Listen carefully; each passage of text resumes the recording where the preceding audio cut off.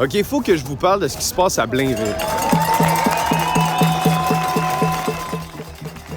Depuis quelques années, des citoyens luttent contre l'agrandissement d'un site d'enfouissement de déchets dangereux sur le territoire de la municipalité. Et là, le gouvernement de la CAQ vient de s'en mêler et ça l'a mis dans l'eau chaude.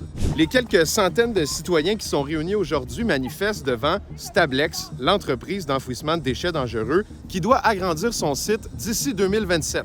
Le problème, c'est qu'un premier terrain qui avait été laissé par la Ville était tout près d'un quartier résidentiel et l'autre terrain auquel la Ville a accès, lui, se trouve à côté de la tourbière de Blainville, un lieu protégé pour son importance écologique dans la région. Mais comme le projet faisait du surplace à cause de son impopularité à Blainville, la ministre des Ressources naturelles et des Forêts, Maïté Blanchette-Vizina, a déposé une loi spéciale afin de reprendre le terrain à la municipalité de Blainville pour que le gouvernement provincial puisse le revendre lui-même à Stablex. Ça l'a fait un tollé au niveau de la municipalité qui a senti qu'on l'expropriait de son propre territoire et ça l'a mobilisé les citoyens qui n'aimaient pas l'idée d'un autre site d'enfouissement.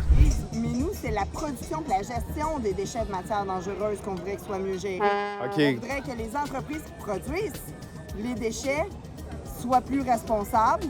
C'est en partie pourquoi on ne veut pas que les déchets américains viennent ici, parce qu'ils se déresponsabilisent à ce moment-là. Puis si jamais il arrive quoi que ce soit à Blainville, ce sont les Québécois qui vont payer tout. J'ai parlé à un porte-parole de Stablex au téléphone et il m'a confirmé qu'ils n'ont jamais eu de fuite en 40 ans d'exploitation.